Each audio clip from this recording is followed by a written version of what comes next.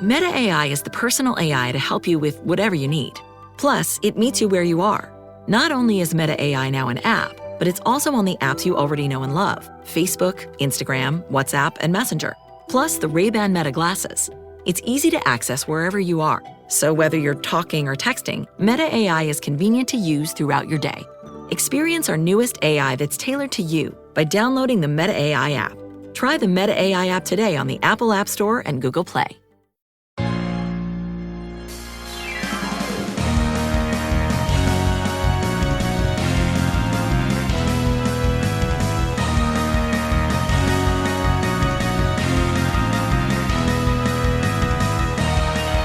Welcome to the Supreme Resort Land v. World, a podcast about Disneyland and Walt Disney World, and which is the Supreme Resort. A little rhythmic thing there. Each episode, we will discuss and explore each resort, ride by ride, land by land, park by park, train full of sick animals by train full of sick animals to explore which is better, Disneyland or Walt Disney World.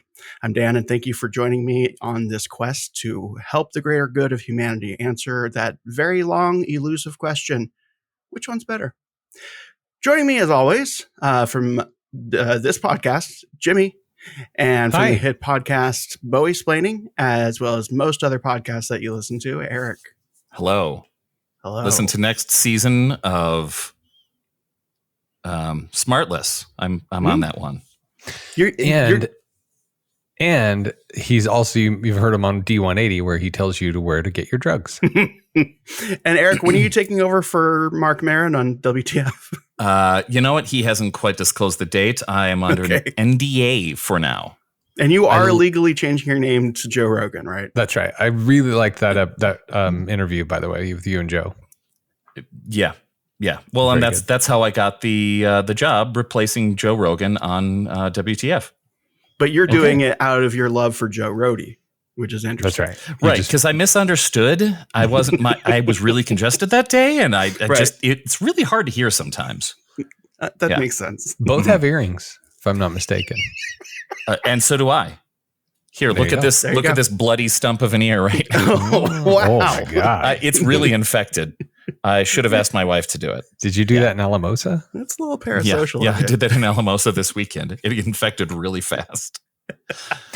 Dan, I'm going to usurp your show for just a minute. Okay. And I'm speaking to you, listener. Now, a lot of listeners may think I'm speaking to them, but I'm really speaking to you. We took the month of June off. You may have noticed. To write that introduction. That's right. And the whole thing about Joe Rogan. All of it. It was a lot of workshopping. Anyway. That's like 3 weeks. So sometime in May, my eyeball fell off. My retina fell off. Yeah, not the whole eyeball. Come on. No, not just like the retina came. Not like the girl from Hostel. Like it was. That's right. So I have a condition I was born with called nystagmus, where my eyes are constantly trying to find a clear picture. So my eyes move a lot and I can't see straight as a result. And my work team suggested that my retina just rebelled from all the movement. So retina fell off. Emergency surgery. I was face down for a week, and the recovery took about 3 weeks before I could even see anything. And you fired them during that period, right? Obviously. Yeah. I'm all about retaliation. Okay. So anyhow, and nowadays you can get away with it. So that was kind of a thing. And then, so I couldn't actually see. And then most people, if they're taking time off of a podcast, they just release old episodes. Not this podcast. No, we spent hours recording bumpers for anyway, it was fine. 7 of you have listened. You're welcome. Yes. I should look and see again. I can see, but my eyes still, my pupils still dilated quite a bit. Anyway, so also I was taking a road trip this summer with the family, and I just want to briefly regale you, the listener, you, Eric, and Dan. We started our trip in Salt Lake City. We had a family reunion. My mom turned 80. My mom and dad celebrated 60 years of marriage. Still impressive. And there were other celebrations, etc. Fans of math, that means that she was 20 years old when they got married. She was officially 19 when they got married, because their wedding was June 19th and her birthday was August 19th. So she was technically 19 when they got married. Anywho, so then the family, myself, my wife, and two boys, former guests of the show. Two random boys that you picked up. And them. So the six of us rented a minivan, Chrysler Pacifica, highly recommended for road trips. Sponsors of the show. Lots of room, a lot of space, great for road trips. Anyhow, so we left on Thursday. I'm going to give you the date. It was Thursday, June 26th. Thursday, June 26th. We left Salt Lake City. And from June 26th to July 4th, that is 1, 2, 3, 4, 5, 6, 7, 8, 9 days. In the 9 days, we went from Salt Lake City through Idaho, saw the Craters of the Moon National Monument. Then we drove from there through Yellowstone, Wyoming, into Bozeman, Montana. That was our first night. 4 states. Oh, wow. And then from Bozeman, we went to North Dakota, and we saw Theodore Roosevelt National Park, and we stayed in a town called Medora. If you've ever seen the movie Waiting for Guffman, they have a musical called Blaine the Musical. Yes. In Medora, North Dakota, they have a musical called Medora the Musical. I am 100% convinced that was the inspiration for Blaine the Musical. Wow. Are they still running it? They're still running it, man, every day. Good for them. And they had a reenactment of Theodore Roosevelt. It was a brunch, which was phenomenal. We went to see it. Theodore Roosevelt, he does an hour of basically his influence on the country. Between he and FDR, the Roosevelts really did a lot for this country. Anyway, so Theodore Roosevelt National Park, and we drove to South Dakota. We saw Mount Rushmore. We did Wind Cave National Park. We did blah, blah, blah. And that was day 3. Then we went through Nebraska. Don't recommend it. And then we stayed in Iowa for the night. And then we went through Missouri, briefly through Kansas. And then from Missouri, then we went to Branson, which, again, really don't recommend. But we did go to Silver Dollar City. Dan, you've been to Stone Mountain Park. I have, with my hat by my heart the entire time. Stone Mountain Park, listeners, in Georgia. It is the largest Confederate monument in the world. It is literally the Mount Rushmore of the Confederate States of America. Oh. Jefferson Davis, Robert E. Lee, and Stonewall Jackson are depicted in a carving on the side of a stone mountain. Okay. Now, Stone Mountain, so it's a Confederate memorial. They were holding Klan meetings there into the 70s. Same guy who do we really know that they're not still out? I mean, they had the hoods then. The same guy who carved Mount Rushmore began the carving at Stone Mountain Park. He didn't finish it, but it was the same guy. Did he stop when he realized what he was doing? I think he got a better offer. Dear Lord, they lost. So, but there's a company called Hershon Family Entertainment who owns everything in Branson, Missouri, including Silver Dollar City, Dollywood, etc. They just kind of own that tier of theme park. So they own Stone Mountain Park. The theme park aspect of it. The carving is run by the Daughters of the Confederacy, and Joel Manby was involved. Joel Manby, former guest of the show. Yeah. And he was the CEO of Hershon Family Entertainment, who owns Silver Dollar City. Now, Silver Dollar City is Stone Mountain Park done very well. There is a blacksmith. There's a wood carver. There's a leather guy. There's the taffy pulling guy who pulls taffy and wraps it up. I'm picturing the other kind of leather guy. There's not that guy, not a disciplined daddy. Ye old disciplined daddy. They have the peanut brittle guy who makes the peanut brittle and you buy it and they give it to you right off the little thing. And they have some phenomenal roller coasters. Here's the coolest thing about Silver Dollar City is it's on a mountain, like Six Flags Magic Mountain, but an actual mountain. And so almost every one of the roller coasters starts going down because you're at the top of them. You're going down the side of a mountain. So they'll either start going straight down and then they'll do a launch hill or a lift hill, but they all end with a lift hill. so that you can get back up the mountain. Right. And then goes down a little bit for a little extra thrill. But really, really well done. Incredibly well themed. It is a phenomenal theme park. Like better than any Six Flags. Better than, better than Knott's Berry Farm. It's what Knott's Berry Farm wants to be, but can't commit. I would change that to it's what Knott's Berry Farm imagines it is. That's fair. Yeah, like a small that's a fair dog. statement.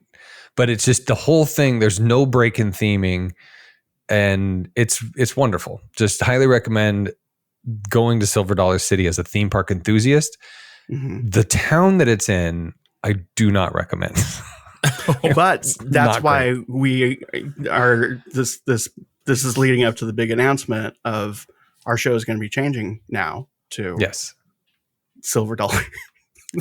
Yeah, the Silver Dollar Slickers exchange rate. The Silver Dollar Standard theme song is the name of the podcast. But anyway, so Silver Dollar City, I just recommend it just as a theme park. Getting there is really a challenge. There's no straight route to get there. Branson is what Walt Disney saw Anaheim becoming in Silver the 1950s Dollar and citizens. 60s. There you go. That's good. Sorry, but it's, like what Anaheim was becoming after Disneyland opened. There's no rhyme or reason to it. It's a hodgepodge of nonsense and whatever. There's strip clubs. There's needles on the ground. There's like prostitutes everywhere. All the sidewalks have overgrown. There's just no rhyme or reason to the place, but it all built up around Silver Dollar City. So it's kind of like the Disneyland of the Southeast. Anyway, then we finished the thing. I did not know this, but when you're driving through Missouri, in order to get to Nashville, where we stayed our last night, you have to drive through parts of Illinois, which is really strange. Missouri, across Missouri, through Illinois, through Kentucky to Tennessee. And then we finished back in Georgia. That's 14 states, 3,000 miles, 3 national parks, multiple national monuments, a theme park, a water park in 8 days. Wow. That's a lot. And that story is proudly brought to you by our longtime fans and extremely enthusiastic new sponsors, Chrysler Pacifica. Oh, wow. Yes, that Chrysler Pacifica, the van, the lifestyle, the moving monument to it's fine, we'll all fit. They've been listening since season -1, apparently, which is confusing because we didn't know we existed then, but we did. And they believed in us. And more importantly, they believed in the Pacifica. With features like Tri-Zone climate control, a DVD system that hasn't stopped playing Mad Max Fury Road since 2017, and the ability to spiritually hold both joy and deep unspoken compromise, the Chrysler Pacifica is the official vehicle of this podcast and allegedly at least 3 failed marriages that still ended kindly.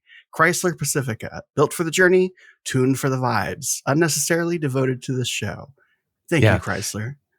Thank you, Chrysler. What that meant, Dan, is that when I flew to New Jersey to meet with Jeremy to pitch the show, I rented a Chrysler Pacifica. So that's why it was season -1, because that's the car I rented to drive from New York to New Jersey to meet with Jeremy, and that's where the show was born. And you've been renting it ever since instead of purchasing it.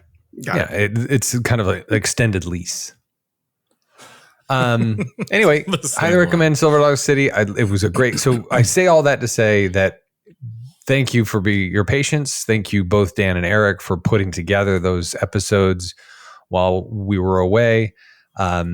It was 3,000 miles, 14 states in 8 days, but arguably the most relaxing vacation I've ever had. Huh. Wow. It was wonderful. I feel 100% rejuvenated and refreshed. And thank you for continuing to listen, listeners. And thank you for being a friend. Thank you for being a friend, and thank you, Chrysler Pacifica. And thank you to the Harrison Comparison for taking some time out of their own hiatus to help introduce our locked past episodes that definitely tens of you people listen to. Thank you, listeners. Thank you, Harrison Comparison. I just want to say, listener, if we now know that we have something that if we need to punish you with, we can, because apparently nobody likes to listen to those episodes. So are they still? If you, the listenership is like nothing. So now if you ever displease us in any way, we will make another one of those episodes. Again, retaliation is now accepted. We will bring in any guest that. That's right. We'll bring in guests, all the things you guys seem to really not like, but we want to do.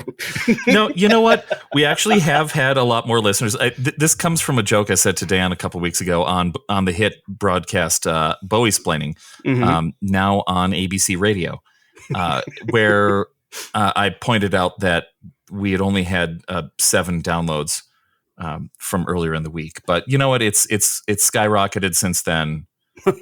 And to 14. See, let me actually see.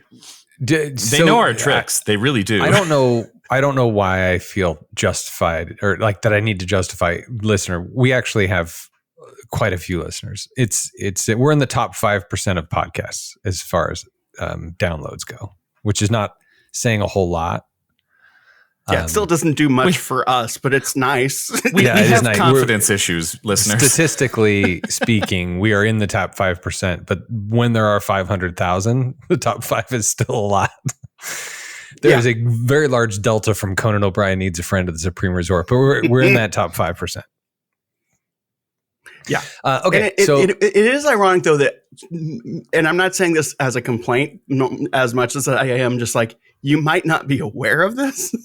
When we do those shows, for the most part, we get some really good, deep information. This is true. I'm sorry. When those other episodes appear on our feed, right? And it's all because we don't know how to talk about a subject because there's no comparison. Yeah, we wrote ourselves into a corner with the title. And sometimes you have to stretch. Like there's a train called Casey Jr. And there's no Casey Jr. train. There's a play area at Disney World. But the closest thing we could come up with was the Wildlife Express, which is also a train, narrow gauge track. Which is your transition, Dan. Right. I love trains. Trains are good. Trains are nice. And I've been saying to these two, I need for you two to talk about trains, but not the kind of trains the people want to hear you talk about. We'll get there.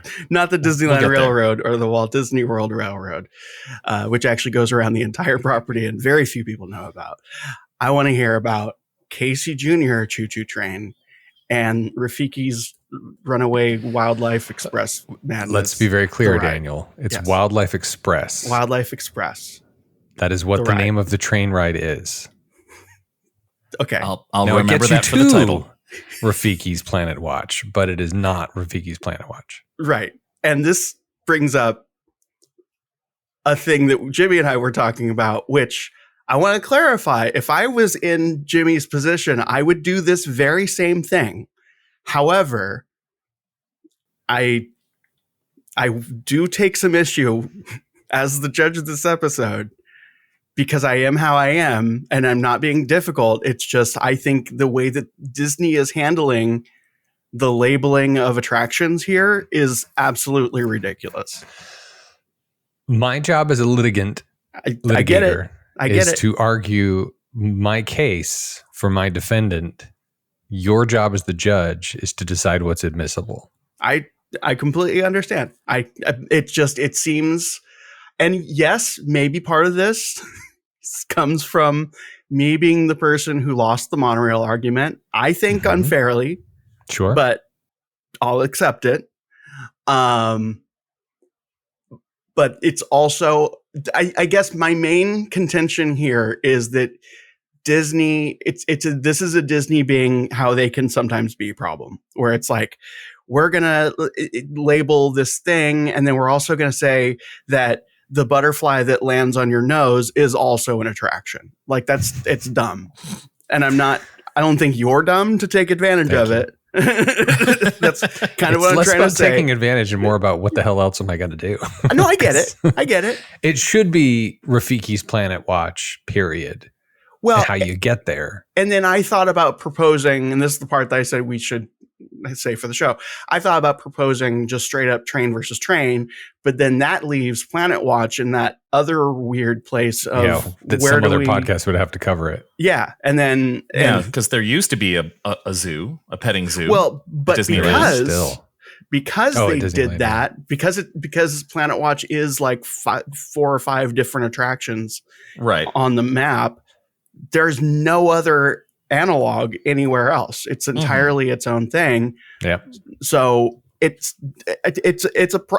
I don't like it. It's stupid. It's a dumb problem. I think that Disney they would be absolutely in the right to be like, yeah, it's this train. And guess what? This train takes you to this place. And that's part of the train.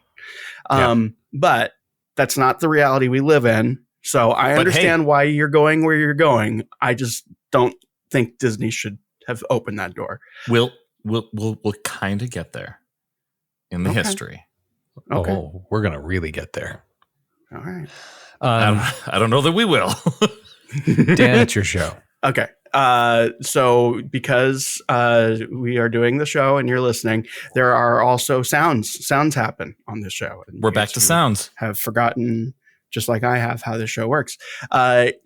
Because Casey Jr. came first, and Eric is going to argue Casey Jr. Experienced the ride it. And if I hear anything that I like from that, I will hear this sound that you have never heard before, listener. Ooh, there we go. Nice. I thought it was going to be the other one. I did too. It is a recycled sound, much like this one that Dan thought I was going to play. Hi, I'm Hugh Hauser. I mean, you could use that all the time, as far as I'm concerned. We could all use it. And if Jimmy does the same thing, but from a different place, you're going to hear this sound. It doesn't matter. Which is? That's Rafiki hitting Simba over the head, saying it doesn't matter. I feel like the origin of that sound is very much A, none of this matters. B, it's the first sound I came to. Okay. Yeah. When I researched Rafiki MP3. Are you saying our show doesn't matter?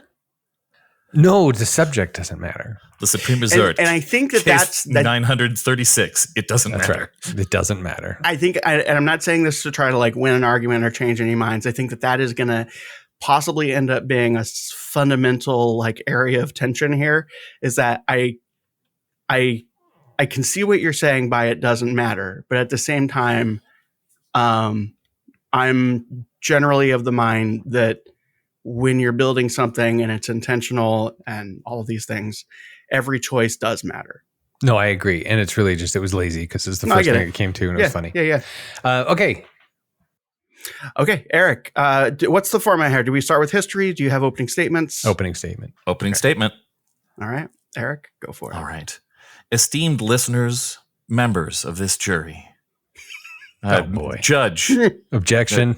Yes. Douchebaggery. Members of the judge. No, I'll allow it. But watch yourself, counselor. All right. Okay. Today, we are not here to pit one train against another as if weighing timetables or maintenance records. We are here to answer a deeper question. Which train carries wonder? Which one through steel and in story and chance?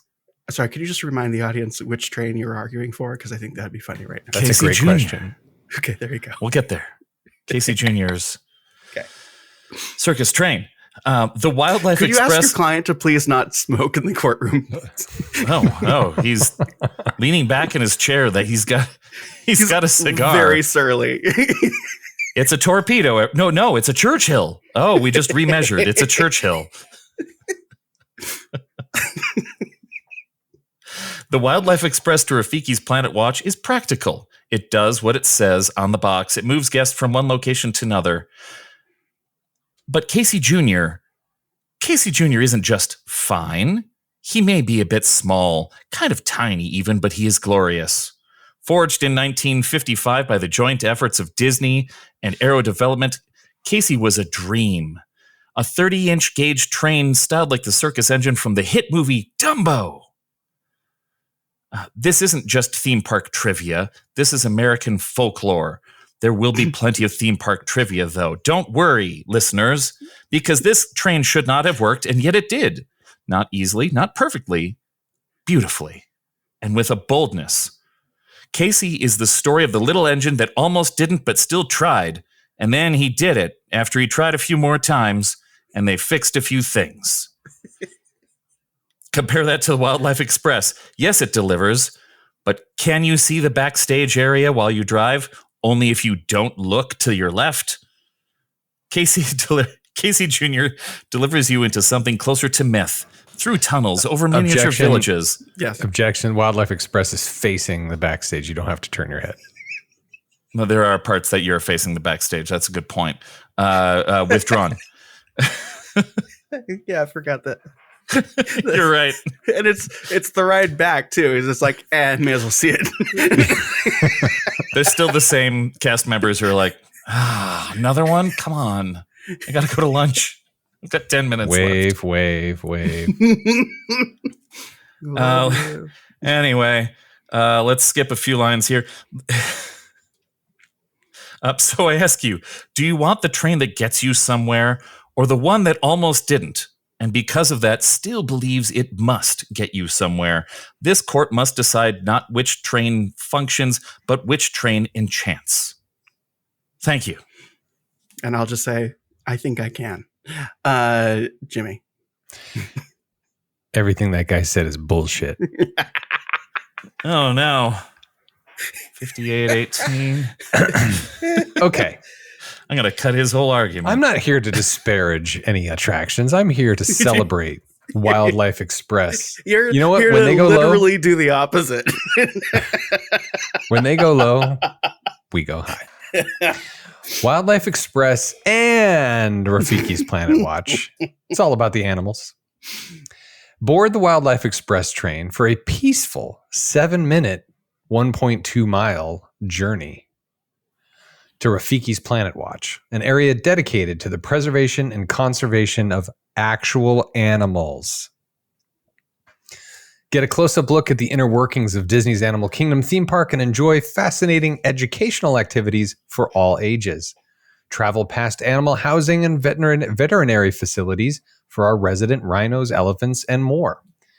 After your visit to Rafiki's Planet Watch, board the Wildlife Express train for your ride back to Harambe, Africa. That's 14 minutes round trip. Rafiki's Planet Watch is accessible by the Wildlife Express train. Rafiki's Planet Watch is home to the delightful exhibits for animal aficionados. Explore Affection Section, a petting zoo. Habitat, an outdoor discovery trail. And Conservation Station, an animal care facility. Casey Jr. thinks it can. Wildlife Express can. Okay. Interesting. Can you, and this isn't for points yet, could you, if you wanted to, just ride the train to the depressing place and then you stay on it and ride back? Done it. Yes. Okay. Yes, you can. Okay. So we could. Yes, we can.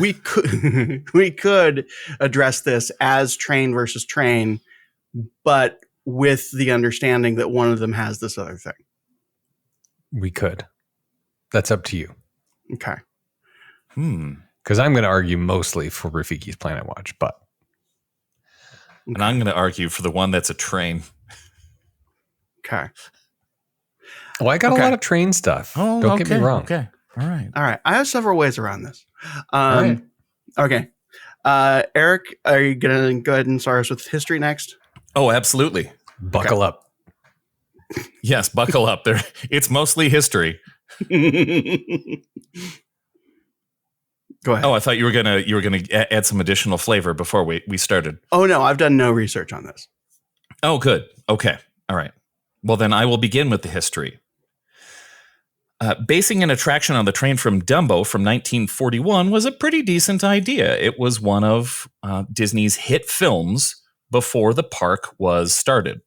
I think that bit is possibly lost on people currently. Dumbo actually was hit movie and it was another movie that saved the studio. Yeah. Right. And I think that the audience, I wouldn't even say today's audience over time has become less inclined to want to watch sad things unless they involve Darth Vader. Well, we all love the tragedy of Darth Vader, but and the triumph of the Skywalker saga. But really, this is going to be a little bit off. Sorry, sidebar. Yes. Dan, did you ever finish Andor? I did. Did you ever watch Rogue One? No interest still.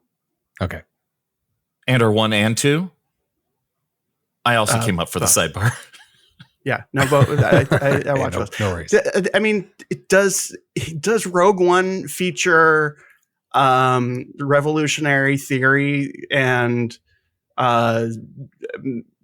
manifestos that are cleverly disguised as plot that also accurately critiques several different points of view regarding revolution in a way that is subtle and accurate and actually makes one consider how all of that is super complicated? Would you accept yes. Alan Tudyk as a large, sarcastic robot? Well, he was in Andor. Yeah. Well, and the answer is yes, Dan. It is a World War II movie set a long time ago in a galaxy far, far away. But it's just the battle, right? It's just the war. It's not. Well, no, it's all the other things you said too. Okay. It's not as not as much as Andor. Not as yeah. much as Andor, but it's a movie. You can't go into depth like that. Yeah. I don't know. Anyway, I might just in case, I might give it 10 to 20 minutes just to give it a fair chance. But I just have a feeling it won't be. It'll be like eating Taco Bell after eating actual Mexican food for me. Like, because I didn't enjoy Andor because it was, oh, this is what Rogue One must be. It was because, oh, this is what I have wanted to see in Star Wars. I would argue that Rogue One would be the delicious flan dessert after your delicious Mexican food. I think that's fair. That's fair. That's fair. I don't know. I still feel no compulsion, but I mean, I'll try it. And I'll try it just so that we don't have to keep having this conversation. Huzzah. No, the only reason I bring it up is because you'd mentioned last time when we talked about you enjoying Andor that you might actually watch Rogue One. Oh, yeah. No, I get. That's the only reason I brought it up. Yeah, I don't know. Listeners, stay tuned. I'll try at least 10 minutes, and I don't know what the time frame is on that. Yeah, you might need a little more than 10, but 12. I'll watch it until I get bored. Okay. Which is generally 10 minutes. Maybe you won't. Who knows? I might draft a lengthy apology to Rogue One to read it on the next episode. It really needs to be to me. No, wow. It's gonna be yes. Rogue One. If it's to Jimmy, then we'll air that. Anyway, go ahead, Eric. Keep doing your history. And then we'll do, the comparison will be Dan's apology to me for something, I don't know what, I don't know what yet. For making fun of some of your music taste without realizing that I'm doing Well, that's a different show. That's true. Anyway, let's move on. Hey, now. All right. So Dumbo was a huge hit. It saved the studio. Fantasia was giant and expensive, and everybody went, huh? Because you can only revolutionize an industry so many times in so few years, I would say. Snow White. Everybody in Hollywood went to see Snow White, so everybody in America went to see Snow White multiple times, and it made massive amounts of money. When you have to make theaters set up new sound systems and new screens and new projectors to show a movie, and you aren't James Cameron. You aren't James Cameron. Not quite the same thing. Dumbo was cheap. It was small. It was quick. It's 63 minutes long. It's not even a full feature film, really, when you get down to it. But it made tons of money because it was accessible and people liked it, and it had good songs, and it had slightly less racism than you would have thought. That's true. Yeah. Okay. Thank you. But yes, so big movie. So we've got the Dumbo flying elephants. They sure didn't work when the park opened, but then they wanted to make a Casey Jr. train that was part of it. Everybody liked the train. Good song. Good intro to the movie. We could do this. We can make a train roller coaster. Oh, so it was intended to be a roller coaster. It was intended to be a roller coaster. Okay. They abandoned that because they also wanted to have scenery for people to go by, and that would be moving too fast. Also, they didn't know how to make a good roller coaster at the time. It's fair. But they built that little lift hill, and they kind of based everything on that.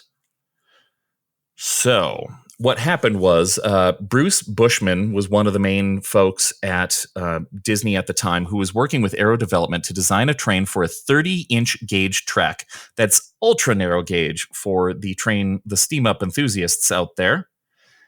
The track was 1,840 feet in length. It was based on a track designed for model trains because it's got all these little figure eights and these little curves to kind of condense everything down and make it a little more exciting. Sorry, Eric, hold that thought. I'm struggling with something currently that I feel like it wouldn't be fair for me to voice it, but I don't exactly know where to go with this. So I think it's going to be a holding point. Okay. I'm tempted to give a point for it being based on Casey Jr. itself rather than Dumbo, which I know is its own attraction. And I'm just as tempted to say that would be a silly thing to do. But I want to have that be a holding, like break in case of emergency point. Okay. That's fair. Because it feels different. It's kind of the only attraction that does that. That it's almost like it's taking that George Lucas Marvel problem where it's like, okay, let's now make a movie about the guy who installed the toilets on the Death Star. It's kind of like taking that, but doing it way ahead of time in a way that's like, oh wow, I forgot that this song existed. This is this cool. It's taking this small moment that, could be forgotten in the movie and amplifies it to, oh, wow, that's actually kind of a fun thing. Yeah. Everybody at the time would have gotten the reference. It's kind of like making a Millennium Falcon ride and not having, I guess you do have Chewbacca, but you could get away with, you're on the Millennium Falcon. Stuff's going to blow up. Have fun. Do it. Not necessarily what they came up with. You could do that. I get what you're saying. You could do that, but you would need to also have another ride that is like, and now you're going to go on an adventure with Han Solo himself and Chewbacca, which would be like that would be like your Dumbo ride. Right. Yeah. You're engaging with the character, but Casey Jr. was a popular portion of the movie. It's the start of it. It's got a fun song. People like the song. It introduces everything. And I think a part of that holding point comes from the fact that it's still there. But I guess you could say the same thing about strobe canal boats, but that's another episode. Yeah, anyway, that is another thing. Yeah. Anyway, carry on. I'm sorry. I felt myself struggling with it, and I was like, I don't know if this is going to go anywhere, but let's at least put it out there. No worries. Yeah. So, since you took a little interlude there, I will take my own interlude to say, who is Aero Development? I will ask, who is Aero Development? And then I will tell you who is Aero Development. They were massively important to the start of Disneyland itself. There's a great article by Bob Gurr in Mice Chat where he talks about his experiences with Aero. There are books about Aero Development. I've kind of assembled some of those notes here. Really, they were the ones that came in. They had been making small amusement park attractions for a long time. And not a long time, I guess. Let's see here. Ed Morgan and Carl Bacon had been doing this stuff since 1946. So not a long time, but they'd been making small amusement park attractions.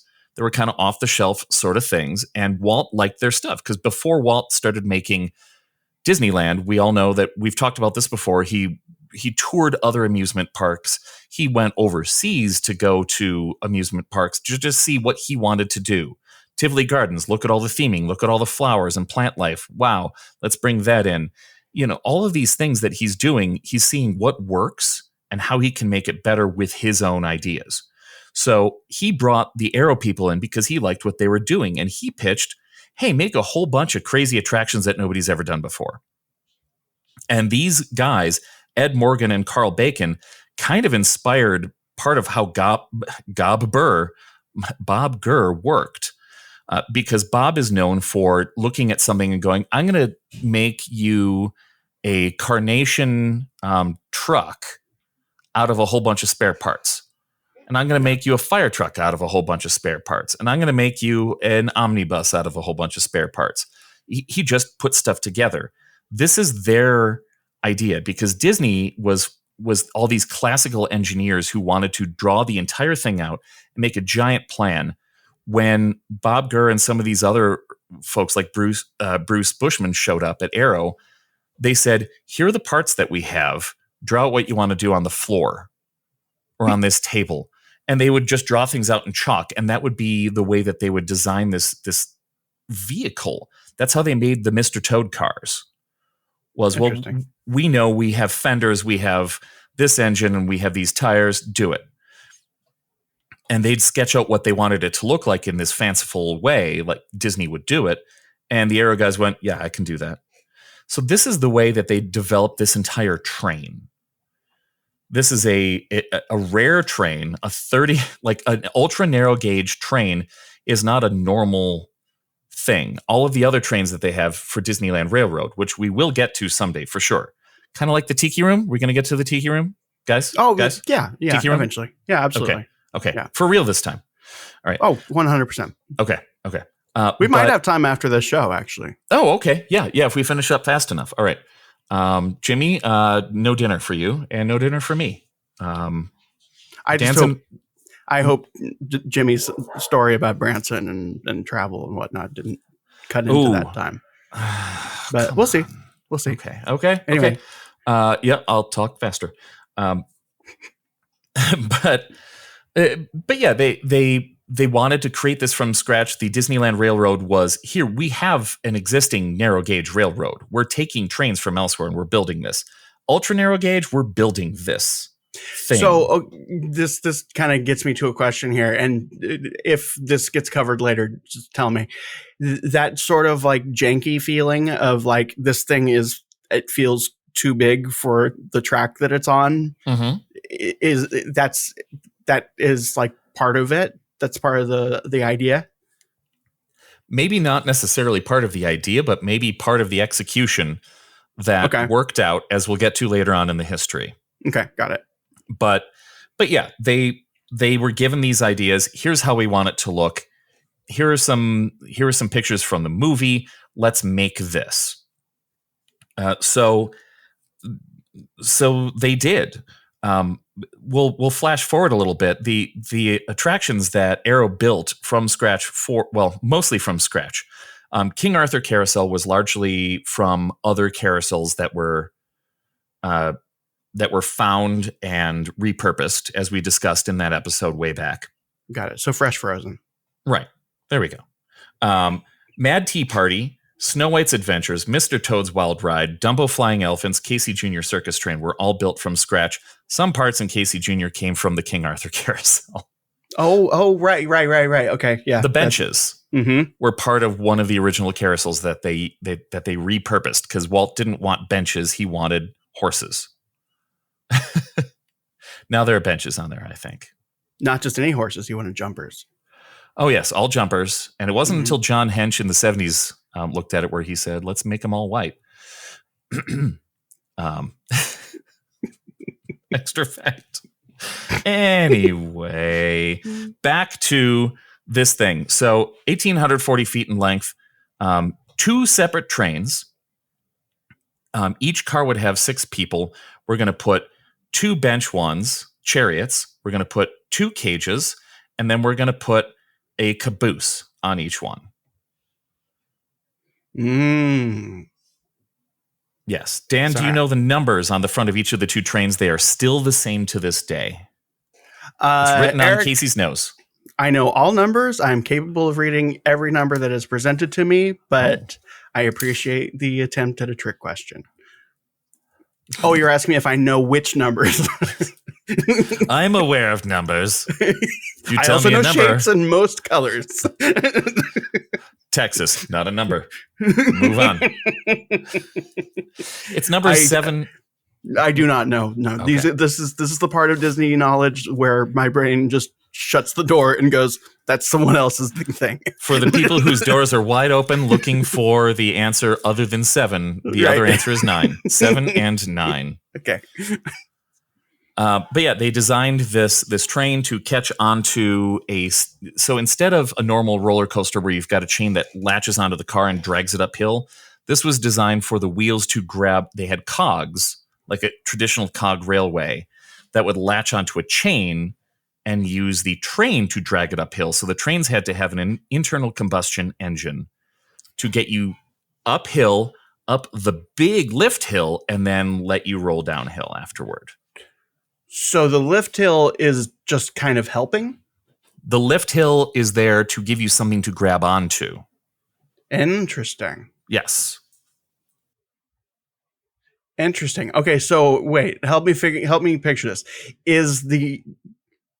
Obviously the lift hill is helping to an extent because of physics, right? Right. But it sounds like the motor on the train that goes round and round, round and round, round and round, it's actually doing more work than we might think. Yes. That's interesting. Okay. Yes. So the engine is the crux of it, where they couldn't fit the traditional 6-cylinder car engine into the train engine, into Casey itself. I feel like that's a point, and I don't. It's interesting because usually this is the kind of thing where I would say like, yeah, but you don't really feel it when you're on the ride. But this is that rare thing where it's like, I've been on this thing so many times. Finding this part out is like, oh wow, this is actually more impressive. Oh, cool. Thank you, Your Honor. So the reason you don't feel it can't fit into the engine of the train, but there's a reason. There's a Calliope car in front of all the people cars. It's for the music. And to house a car engine in it. Interesting. A 6-cylinder car engine that pulls the rest of the train, pushes the engine, which is important, and pulls the rest. So when you get to the lift hill, the lift hill does so on a traditional roller coaster. That chain drive grabs the first car. Right. It doesn't grab the engine. The engine might have some cogwheels, but what really pushes it's the Calliope car that's pushing the train onto that lift hill, that 25-degree grade lift hill, and then pulls the rest of the cars behind it. So it's pushing one car, pulling the rest. Okay.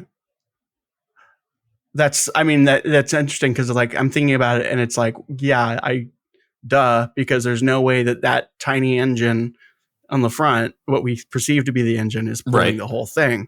But at the same time, that's just a conductor. Yeah. Oh wow. Okay, that's interesting. All right.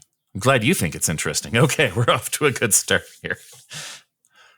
All right. Well, let's keep rolling here. So the history starts to get a little foggy after this point. I'm going to try to give out as much as I can here.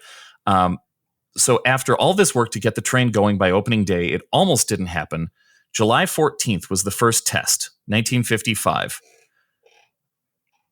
Testing the train, so we're, like I mentioned, a 25% grade to go up that very first hill. We've all heard this story, or many of us have heard this story. Now everybody can hear it. All of our listeners. Once it started to go up the hill for real, the engine started to tip backward. So the Calliope, which is the actual engine, was pushing the Casey-looking engine up the hill, but it was too light. So it started to tip backward. And as it engaged with the lift hill, it tipped backward further and was in danger of flipping off of the ride. Because it was being pushed up an angle. Right. Yeah, and it was too light. So this had happened in other tests before, but in the actual, we're going live in a few days, it was happening again. A construction worker had to run forward and shove the engine back down onto the track. As you do. So nobody was hurt. They tried in. So this is one of the first facts that I can't completely corroborate. From what I can see, multiple sources say they tried to add lead weights to the front of the engine to keep it on the ground. And that didn't completely work because the engine was just too darn light. And the actual engine was pushing so darn hard. Right, exactly. So too much force behind it, not enough weight in the front. Some conductors would lean a certain way to try to keep it on. Not necessarily sure that all worked. Jimmy, do you have a comment? Or you science teachers listening to this, if you want to incorporate this into any of your physics lessons, go to pbs.com/Supreme Resort and you'll get your materials there. Right. And they've just lost funding. Oh, no. Oh, no. It finally affects us. No, it's real now. Where are we going to house our lesson plans? Oh my God, we could totally do that. Sorry, go ahead. Oh, Dan's got some new ideas here. Oh, no, I should not be given this power. Okay, go ahead. Okay. Sorry. Continuing forward. I'm not sure. Oh, never mind. I appreciate, unintentional as it may be, Eric, when you had your last pause, you said, let's keep rolling. I thought that was great. And this one you said, chugging along. Let's keep moving forward. This is good. Let's not tip backwards. Let's keep moving forward. All right, let's do it. So July 16th, 1955. It's for Dateline Disneyland. By the way, listener, if you ever want to say, instead of saying in situations where you would say putting the cart before the horse, you could say this is a regular Casey Jr situation. There you go. Everybody will get it. It's ubiquitous now. They will. They'll be like, oh, you meaning that you think you can? You're like, nope, that's Obama.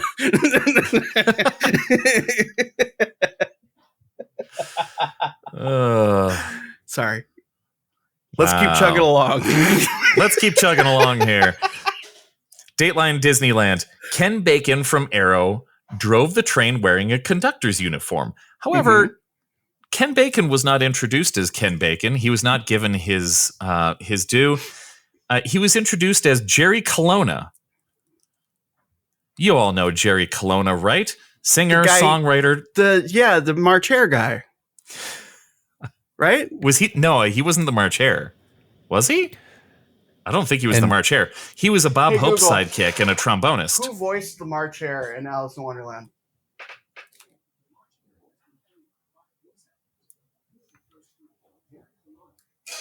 Jerry Colonna. Oh, wow. Okay. I missed that one. All right. Well, there you go. Singer, songwriter, trombonist, March Hare, Bob Hope sidekick. Great choice to drive a children's train that kept flipping over. Jerry Colonna looked at the suspension bridge it had to drive over and said, no, thank you. So Ken Bacon put on the conductor's outfit and they pretended he was Jerry Colonna. Oh my God. Here, it's that he has a mustache. I was going to say, I don't know if Ken, I should have looked up to see if Ken Bacon has the mustache. I don't know if he did. He did for the day, I bet. He took Jerry Colonna's. So he did it. He drove that train. He was not like high Captain on Tennille. things. If it was just like Tennille with a guy with a captain hat and sunglasses, you'd be like, okay, that's I get it. I get it. He looks like he's playing a keyboard. So they got through that. There are some sources that disagree whether the ride was open on the 17th. I believe it was. There are multiple sources that have said it was open on the 17th. There are also some pictures from Daveland. If you haven't been to Daveland.web, great resource for pictures. They're pretty thorough, so I would assume that the pictures that are on there, somebody could have said it was from January 12th, 1953, and whatever. But I think it was open because multiple sources have said that it was there for opening day. I guess some of this comes in with the old controversy at this point. If you read old articles from 10 years ago, some people disagree on what opening day was. Was it Dateline Disneyland, or was it the actual opening day when people came in? So people get the dates confused. I think it was open basically for 2 days. Then they shut it down and revamped the entire ride to add upstop wheels like you would see on a modern roller coaster. It's my favorite Billy Joel song, by the way. Upstop wheels, yes. So the upstop wheels... Jimmy does not approve. Wow. Upstop wheels hold on to the vehicle while it's going up a lift hill. So you've got the traditional wheels on the top that are going to handle it the rest of the way down. Then you've got these wheels on the bottom. So while the thing is pushing it uphill, that engine's going to be able to hold on because it's got wheels on the top and bottom, double friction. It's great. It's the progenitor to the modern roller coaster with its tubular construction, where it actually has 3 sets of wheels: top, bottom, and sides. Okay, is it safe to say that one leads to the other in a fair and direct way? Considering that Aero Development created the Matterhorn, yes. Interesting. I had not thought of that, but yeah, Aero is instrumental in creating the Matterhorn. Okay. So Jimmy is checking my fact. Or he's texting his wife. This is going to go longer than I thought. Okay, so I think I have to give...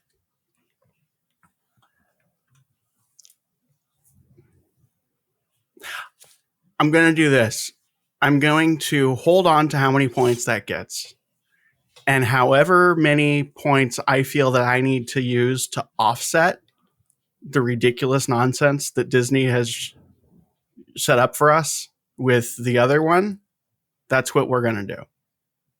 Meaning that whatever points any of that stuff ends up racking up can be balanced out with this piece. If you feel it should. If it feels necessary. I'm going to call that a point. Okay, so we're getting close to the end of the history here, and most of the dry facts about the ride I've already said, because it's largely the same ride at the end of the history portion. The ride finally opens up for real on July 31st. Everybody likes it. It goes uphill, it goes downhill. It's still just a train ride over muddy hills at that point. Mm-hmm. Disney, I think it's more of a Storybook Canal Boats story. Storybook Land came after? No, they're the same. Oh, got it. Okay. Yeah, they're all the same, but you see the landscape better on Storybook Canal Boats. Oh, yeah. It's just hills. They didn't have time to finish the landscaping as the story goes. So at least you've got a fun ride where you go up and you come down and you weave around and you see people on boats and you see some hills with some plants on it. That's basically what it was for a long time. The cost for the entire ride initially was about $50,000 in total in 1955. Not too bad. 6 months after opening, Walt wanted to change it all. He asked Claude Coates to make Big Rock Candy Mountain, which would have included both Casey Jr. and the canal boats. This famously failed because Walt didn't like Claude's initial designs, so he decided to make a model mountain out of actual candy, and it looked gross. So they wheeled it out into the back lot and let birds eat it. Eric. Yes, Jimmy. In 1955, $50,000 would be equal to $600,000 today. That ain't bad. That's a value right there. Yeah. Yeah. Jim Hill said that most of the cars cost about $1,500 a piece. I think we've got a lightning storm going on here, so I might lose power, but probably not. Maybe not. Well, I did the other night when I was doing yours up. If we're lucky, it'll hit it right the right time when we're talking about Tiki Room. Yeah. Oh no. No, that'd be good. Okay. That'd be part of the show. Oh yeah, great. Part of the lore. Great. Then we could say, I guess the gods are done with all the podcasting, and we'll do it in like whimsical ethnic accents. You'll have to give me whimsical ethnic accents, and you'll have to give me the sound effects. Okay. Because my power will be off. Let's see. 6 months after opening, Walt wanted to... I said that part. June 18th, 1956. $200,000 created the updated storybook Land with all the miniatures that we know today. Like I said, I'm going to save all of that for a Storybook Canal Boat Day because you can see them more closely when you're not whizzing by on a tiny roller coaster. Walt was obsessed with miniatures. Go ahead, Dan. No, I was making a pee joke. I mean, you do see them, but I mean, you're right. It's really more of a Storybook Land sort of thing. Yeah. Sorry. Go ahead. Yeah. No worries. It's you can kind of use it as a placeholder when you're riding on it, but really, if you haven't been on the boats, then it doesn't make quite as much sense because you don't get a chance to really look closely at them. You don't have narration telling you what you're looking at. Except for some years. Yeah, it is not the same. And I rode Casey Jr. many times as a child. I still do as a child. And get a little pinwheel hat and everything. It's awesome. Oh, yeah. And I remember riding it thinking like, it's got a little propeller on it. Yeah, a little propeller. And I have a giant lolly. And I oddly take on a German accent. My lolly. If I'm good, I can. Anyway, I have really weird rituals around going to Disneyland by myself. Right. As he still does 47-year-old man. It's a little uncomfortable, but we've gotten used to it. A little, but anyway, I used to ride it, and it was sort of like I don't need to ride Storybook Land. The line's too long, and all of that. By the way, the line Storybook Land usually is long, doesn't take as long as it looks. If you are of that mindset, you should ride Storybook Land at some point. It's I guess delightful. We won't get to that one, but yes, definitely do Storybook Land. I'll leave the whole miniatures thing for next time. We'll keep moving here. We'll keep rolling along.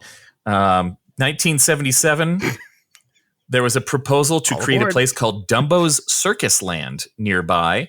And Casey Jr. would have been one of the entrances to the land. Sure, you could have gotten there on foot, but wouldn't you have liked to take Casey Jr. to a second stop? What an interesting concept. Yes. Wow. A train to another location. Yes, exactly. Were the animals sick? I think they might not have Sometimes. been. There was going to be a Mickey Mouse madhouse there and a few other attractions. Were they installing rhino horns on the hippos as an upgrade? Check it out, kids. Now we have a rhino. Extra danger. And in 2006, the engine was painted gold for the 50th anniversary. Okay, there we go. The history. Casey Jr. It's still there.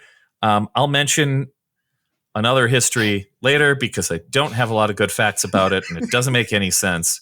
But Jimmy, talking about not making sense. Hippos are wet rhinos, everybody.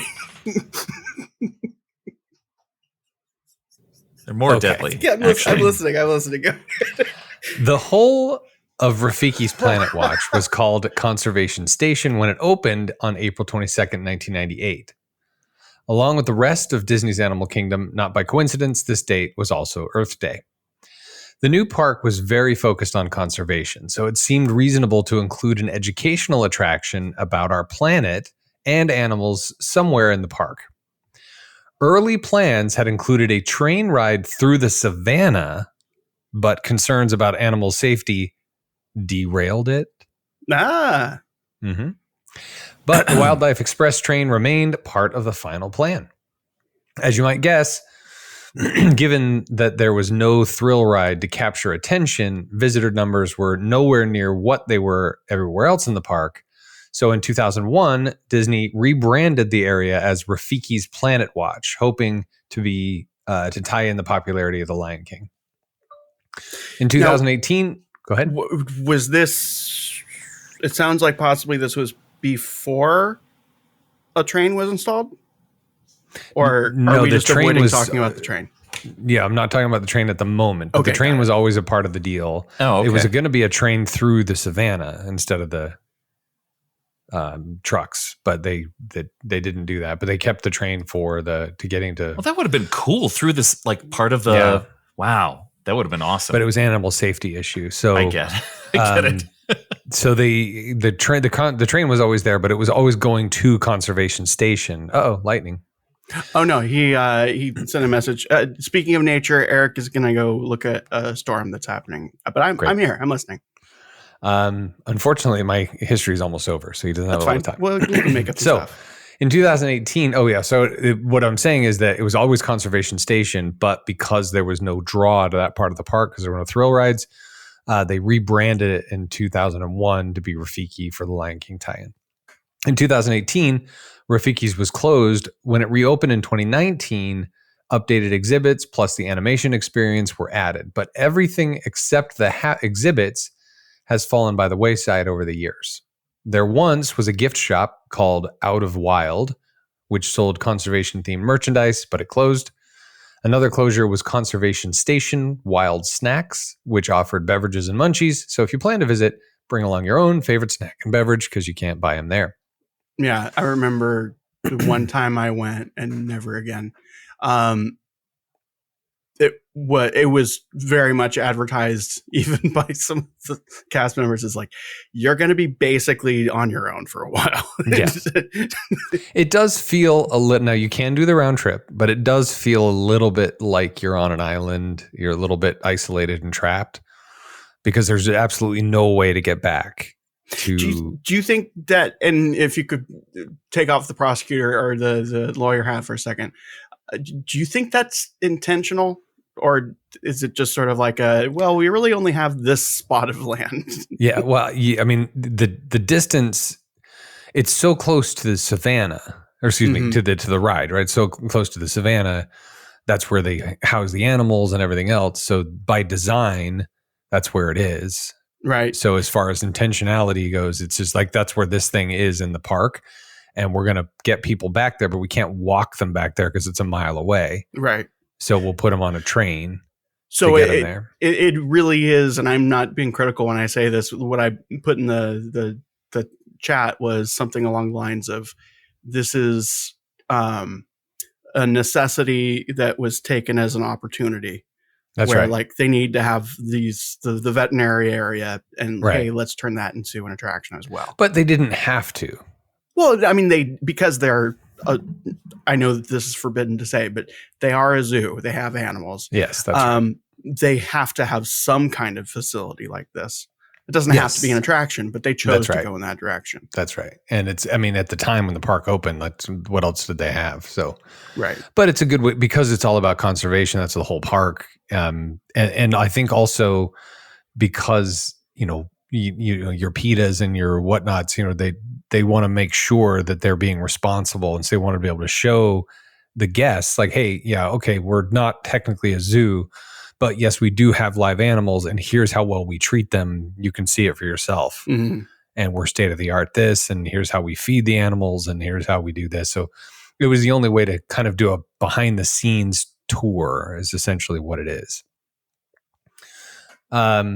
Just pure curiosity, not for points. Do you think if this park was built today with the same limited number of attractions that it did at the time, would they have built this in the way that they did? Okay. I do. I think they would probably monetize it better. Right. That's how I got there. Cause I was thinking like maybe they would turn it into a tour or something. Yeah, maybe. Yeah. It might be you'd have to pay to go back here perhaps. Mm-hmm. And I don't know why they don't have. I mean, they've got to have outdoor vending carts or something back there. It just doesn't make any sense for them not to have anything. I think honestly, it might be a bad look. It might be. Let me restate that. I myself wouldn't see it as a bad look, but I can see how they might see it as a bad look if it became too much that. Do they have do they sell merchandise back there? They used to. Okay. It was called Out of the Wild was the name of the merch shop. It was a conservation themed merchandise. And then there was a restaurant little snack thing, but they closed. Okay. Well, let's move on. My queue is probably short like Eric's. The queue is basically a train station. It feels like the Main Street station at Disneyland or Walt Disney World. It's very similar. A little bit of switchback. It was really like a pen area. It's kind of minimal theming though, right? I mean, it's got some, whatever. They try. It's not try, but it's try. Yeah. And it's covered. Which is good. At the end. Yeah. Whereas Casey Jr.'s, I think, is out in the open switchbacks. Oh, he's back. It is out in the open switchbacks, but they do have umbrellas, and it is California versus Florida. Yeah, that's right. That's fair. Yeah. Yeah, we just did the queue, Eric. The history was quick. We just did the queue. It's looks like a train station, like Disneyland or Disney World, and it's covered the end. Okay, I'm gonna. Yeah, Disneyland is the same, but you go slightly uphill. This goes against my but it's not covered. Like my personal nature to an extent, but I want to recognize that this exists. I do want to give Rafiki the whatever we're going to call this train ride a point for the opportunism, I guess, of it. And I don't mean that the person who has the views that I do, I'm calling it opportunism, but I also recognize that it is in its own way clever and innovative. Yeah. Point for that thing. Yeah. And I'll get into more detail about the actual ride and attractions and stuff. But Eric, it's on you if you want to do any queue item. No, I think I pretty much said it. Was so ride itself. Yeah. You go uphill and you're on the ride. It's covered at the end, I suppose, but not really. There's a churro cart nearby. Is that land impact? Honestly, I think. I mean, not to say that Rafiki's is. It's objectively effort. As opposed to the queue is significantly more interesting. I completely agree. So I got to give it a point. It doesn't matter. I will say, just from that like park tips and tricks point of view, if you see that Casey Jr. has one train, and you have ridden it before, and you don't really like quotes need to ride it, skip it because it's going to be a longer wait. If you see that there are two trains, it won't take long at all. Just get in the line. Because the queue, Eric's chewing. The queue artificially sort of prevents more people driving from for getting 7 in. hours. I know. I'm joking. What were you saying, Jimmy? I'm sorry. The queue artificially limits the amount of people waiting, right? Kind of like Storybook Land. Like people just stop getting in the queue when you're. Yeah. What is it? David Freshbake says it self-regulates, I think. Yeah, there you go. That's good. Yeah, because when so even if it's a long line, if you see one train on the track, one on the station, you'll be good. Because frankly, if that thing has a long line in those conditions, it's a busy day anyway. Yeah. All right. Ride itself. Okay. Ride itself. The Casey Jr. is designed, as mentioned before, around the Casey Jr. train from Dumbo. So the cars have a whimsical appearance. The miniature engine at the front is designed to look like Casey. He's got his little hat and got the little nose with the number on it, 7 or 9. And then you've got your calliope. You've got a bench, cage, bench, caboose. The caboose has a highly sought-after backward-facing bench chair. And if you haven't ridden in that place, you need to. I haven't, because the only time I've been on Casey Jr, you guys took the back seat,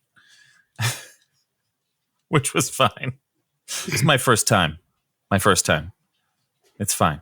Honestly, that back seat, that's what made me love that ride, because it's awesome. Nice.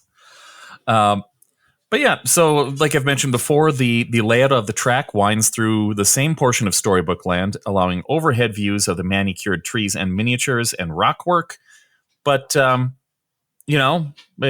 rides are different, even though you're seeing the same things. One's a boat, one's a train. One has a narrator on your boat. The other has nothing. It's got a song. But was it always that way? According to many people, there were a narration on it by Timothy Mouse. Now, you mean there weren't not no in narration? No, these days, what plays on the train? Not on the train. So the ringmaster. That introduces you to get onto the car, a German voice actor, not a German voice actor, but a German voice, acted by Ray Templin. He is a voice actor who has done some other voices for Disney parks, including Stromboli and the Coachman in Pinocchio's Daring Journey. He's an interesting guy. He did a few voices for Disneyland, and I just named them. He played drums around Chicago for years after he got out of the military. In 1979, he moved to LA to go work for Disney, and he kept gigging around the city before he got a job for Disney. So he was in jazz bands and the like, playing drums and playing piano. In 1981, he was invited. Not at the same time, I would imagine. Yeah, probably not at the same time. Okay. No. In 1981, he was invited to play ragtime piano on Main Street. I believe they call it piani. They do. Was he the first dude? He was not the first dude. Okay. But he moved on to play bass drum in the Disneyland Band. He played for the Delta Ramblers, the Straw Hatters. He was always playing piano or drums. And then he was invited to play voice roles for these 1983 New Fantasyland. We haven't. New Fantasy is only Walt Disney World. Yeah. Oh, no, that's true. Yeah. Good point. New Fantasyland. Tony Baxter designed redo of Fantasyland. He played those voices in there. So he's the one who's telling you to keep your arms and legs inside the train and all of that. But in 1968, there was they had Timothy Mouse, who basically narrated the ride. Casey Jr. would say, "All aboard, let's go." Timothy would say, "Here we go." And he'd explain what's going on in Storybook Land. So, and you can still hear him say that, I think. Just the "here we go" part, but not in the narration. Right. Yeah. This whole thing, like there's Mr. Toe, there's Alice, Snow White, a bunch of funny looking dwarfs. Hey, look out. That tunnel looks pretty narrow. So a lot of people remember this narrative. And I haven't been able to find when they stopped doing it. I guess maybe the 80s when they redid Fantasyland. But I don't know. I haven't seen definitively that they replaced Timothy, because Timothy was like the voice of Timothy was still the one from the original movie in that. Huh. That would actually make some amount of sense, to have the switch be there. And then they were probably like, because I could see how just from the very beginning, having those things sync up would kind of be difficult. Not difficult, but like it would maybe not always work. You're kind of shooting by them. Yeah. But yeah, so these days it may be a mystery that somebody else can help us solve. I don't know. Jimmy might be looking right now. He's not on looking. Our PBS. He's looking on our lesson plans on PBS.com. Oh man. Well, but yeah, you head through the rock facade. You go through a tunnel over Arendelle and some other areas. That's where you get to the hill pretty quick. You go up, you descend, go through another tunnel. The Casey Jr song is playing the whole time. I guess I should say during the lift ascent, Casey is doing the voice from the movie of I think I can, and then I thought I could as it keeps going. And basically you spin around a few curves, you head over the patchwork quilt, then you head under the patchwork quilt when you go around the corner, go behind, I forgot, I wrote a note. Find out what the old mill was replaced by. But and the song is playing the whole time. And by that, I mean, like, the instrumental portion at the end that people often forget is the song. And you hear, like, it's the whole thing. It's not a reorchestration. It's like, yeah, it's from the movie. It's the bum, ba, bum, ba, ba, ba. So they've got the big exciting one, but then by the end, it's like they've got this little like like toward the end as it's winding down, and you head back into the station. That's the attraction itself. I've got some random facts if I need to grasp at straws. No, it's good. It's 3 minutes and 40 seconds. And it feels, I just remembered the thing that I wanted to say that I forgot. It's one of those rare things where it feels longer than it is, but not in the usual, like, bad way. Mm-hmm. Okay. Yeah. Because it really, you're seeing a lot of stuff, and sure, it's fast, but it's not like Barnstormer or Gadgets Go Coaster fast. And it makes a lot of use of the space. Like I guess part of that is it feels like, because it goes around in places where, like, it almost feels like, wait, I think we've gone over this before, but wait, no, those rocks are different color, or that house is different. It messes with your sense. I don't know how much this is intentional, but at least for me, it messes with your sense of, like, time and space, which is kind of ironic because it's in the place that it is with all the miniatures around you. And maybe that's it. Maybe that's, like, just a weird unintended psychological trick where it's just like going by a bunch of tiny things makes you feel like you're traveling further. Maybe. Yeah. And you're making turns. Like, it's mildly exciting. It's nothing that a kid's going to be exciting enough upset about.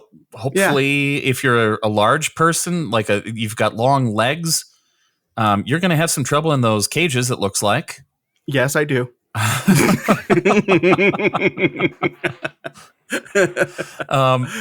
It's not designed for very many adults, but to be fair, it's not designed for, like, today size people. It's especially not made for, like, me size today size people. That's true. You know what? I should say, I shouldn't say it's Bruce Bushman, but it might be Bruce Bushman. It's his fault. Where it's one of the early Imagineers where Walt Who's looked fat at him. shaming us, Eric? And I want names. I'll find out for some other episode. But he was a larger guy, and Walt said, "Let's design the seats after him, because if he can fit into a Fantasyland car, then anybody can." Oh, what a fun boss! Which, like, if only that was how they looked at things now, where Epic's Tiny, opening. Get over here, right? Baby Huey, get in this car. But if they did that for Epic Universe, then people would be able to go on Mario Kart. True. Yeah, there are plenty of coasters and things now where it's like, yeah, I can't really fit on that. I'm not. Nah, I know. That's why we didn't go to Knott's Berry Farm, Eric. We did once. So that's the ride itself. There's not a lot to talk about. It's an up and it's a down, and you can see some fun stuff. You're mostly looking at another attraction while you go. Well, you've got fun music. Well, yeah, you're right. You can still see it, but it's from a different perspective. Like I said earlier, if you've seen it from Storybook, it's kind of fun to see it from a different direction. Because I've done Storybook a bunch of times, and the only time I've done Casey Jr., I thought, well, I've been on this and I've seen the train. What's the big deal? But it is kind of fun to do that little lift hill and then just cruise on through.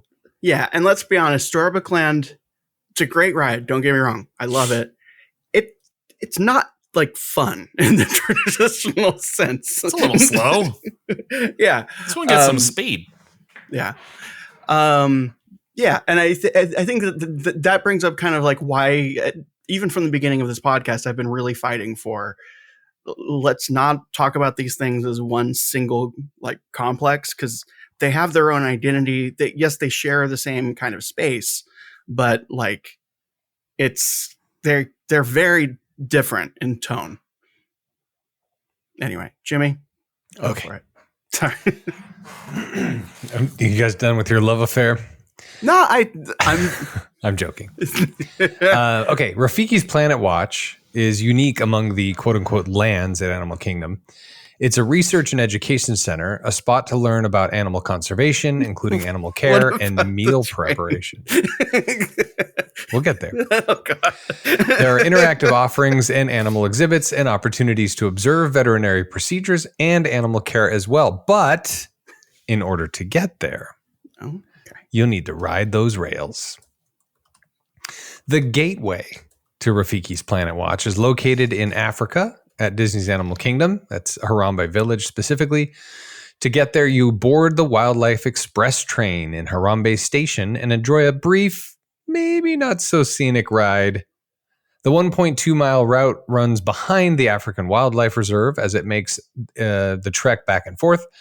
On the way to Rafiki, you'll see posters of National Geographic making of Disney's Animal Kingdom series. You'll see various habitats and the Tembo House specifically, which is dedicated to the elephants. If you didn't know, there are elephants painted on the side, just in case you were wondering what it was. Mm-hmm. The fictitious Eastern Star Railway, which serves as the backdrop for the Wildlife Express, is mentioned in the Main Street station at Walt Disney World's Railroad on a board. So it's in the canon. The builder's plates of the locomotive state that the locomotives were built in 1926 by Buyer Peacock of Gorton Foundry in Manchester, UK. Wow. In reality, they were actually built in 1997 by Seven Lamb Stratford-on-Avon in England before the park's opening the following year. Don't we have trains in America, Jimmy? Not if you're trying to build them to look like the ones they had in Africa. No, okay. Because that was the whole point. The ones built for Africa and Asia were built in the United Kingdom. That's because of the clever, Joe Rohde. On account of the colonialism and narrow gauge track. Just saying. Designed by George McGuinness, the train resembles older models used in Africa and Asia, as I just mentioned. That includes both the locomotive and the cars with luggage piled on top. It's yet another nod to the authenticity and attention to detail Imagineers build into their work, and George McGuinness actually came out of retirement to design the locomotives for the attraction. Fun fact, Disney usually is unusually strict about people standing up while the train is moving, and they monitor it so closely they will stop the train if they see anybody standing. There are 3 locomotives that operate, 3 that each hold 250 guests. Their numbers are 02594, which is red, 04982, which is black, and 00174, which is green. The red one has been named the R. Baba Harpur in honor of Imagineer Bob Harper. While built to appear as steam locomotives, they are actually powered by a diesel hydraulic mechanism. And the engine is the engine, and it doesn't push anything. The 3 locomotives operate on the Wildlife Express are 2.4 2T tank engines designed as Class F1 for all you train enthusiasts. The 5 passenger cars. Sorry, it's diesel, but it appears to be steam, or the other way around? It's diesel, but it appears to be steam. And it's not unlike the Disneyland Railroad. Right. The Disneyland Railroad's not diesel, though. Is it not? No, it's steam. All steam now? How is World. it? How do they get the steam out? Let's not go down that. They use old fryer oil. We went on a tour about this. We did. Yeah, right. But it's not. That's right. But we'll do a full episode on. I'm seeing a little bit of a weird thing where they're using diesel to go to a place called Conservation Station. Fair enough. Fair enough. Yeah, good point. Diesel more efficient than gasoline, at least. Well, but okay. Yeah, that's fair. The 5 passenger cars that the locomotives pull can seat up to 250 passengers. As mentioned, the locomotives wear the water buffalo skulls above the smoke box in the front of the smokestack. Don't know why. The coaches have red and green bins that can be found. These are meant to represent the luggage that passengers have brought on board, and also a good way to tell the trains apart. While the engines are designed to be Class F1s, they are based on L and YR Class 5 and Class 6 locomotives. Again, for you train enthusiasts, the roundhouse for the trains to be stored at maintenance is not open to the public and is located a mile next to Africa. At the roundhouse, they also have a skid steer for ballast work and rail speeder for mow and track work. One thing that's not authentic, Dan, is the sideways facing seats that look out one side of the train. Right. As you ride, you'll see the nighttime enclosures for the animals you view when riding Kilimanjaro safaris. On the return trip, you'll see the backstage areas of Asia. Altogether, the ride lasts about 7 minutes each way. That is an odd choice. And I remember the one and only time that I went there on the ride. It was like going there. It was like, oh, this is kind of cool. And then going back, it's just like, why didn't they just have them facing forward? Yeah, I mean, there's not a ton to see, but whatever. I think it's because they're trying to block things behind you. There's certain things they don't want you to see. And so you're blocked from behind. I don't know. Okay. As I've said, Rafiki's Planet Watch isn't a land like others per se. It turns out that it's a place with no thrill ride or attraction. There are quite a few things for you to do. As you leave the train, you take the pedestrian path that leads to Conservation Station, now called Habitat Habit. It consists of a small number of signs about wildlife and some animal exhibits. There's also a statue of, yep, you guessed it, Rafiki. Casey Jr. The affection section, you might have already guessed, an animal petting area. You may find goats, sheep, cattle, donkeys, llamas, and chickens in the rotating population. So no like fun zoo animals like alligators or lions or... No, this is Africa. They don't have those. Dry hippos, aka rhinos. You can't pet a rhino or a hippo, silly. You can pet a rhino at Animal Kingdom. Jimmy, you could pet anything. No, that's not fair. On this attraction. There is an actual attraction where you could pet a rhino. I'm just saying. You have to pay extra. That'd be the win. Yeah, that's the extra. That's not an attraction. You have money to afford it. That's an Eric kind of attraction.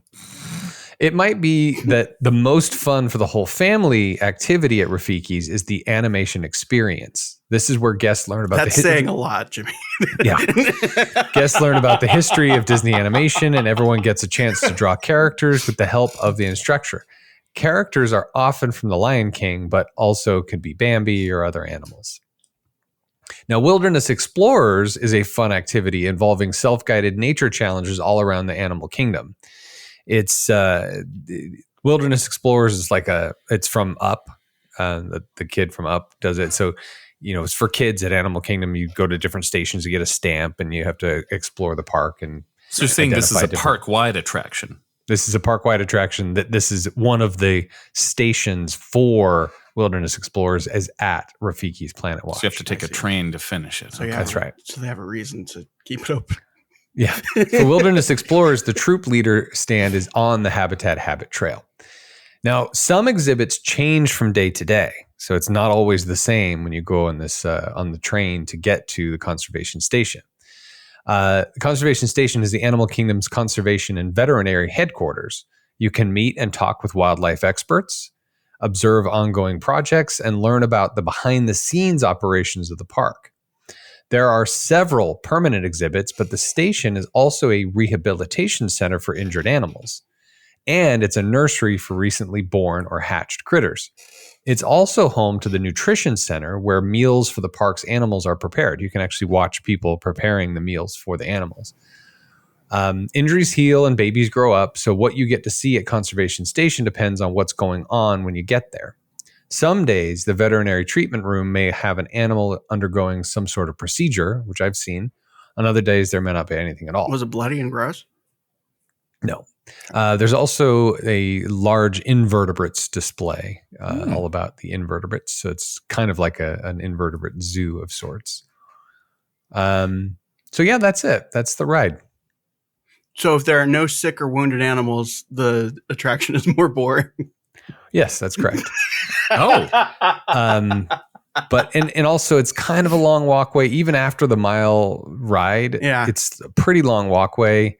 There's some signage, like I said, the Wilderness Explorers thing, the animation thing, which isn't always operating.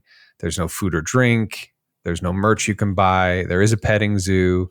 The whole invertebrates thing. They're always making food, so that's always kind of something you can see. Mm-hmm. I think the disadvantage is that it's really only open from 10 to 5. So usually the last train takes you out at 4:30. Now this park closes at 6 o'clock most nights, so it's not like you're missing out per se.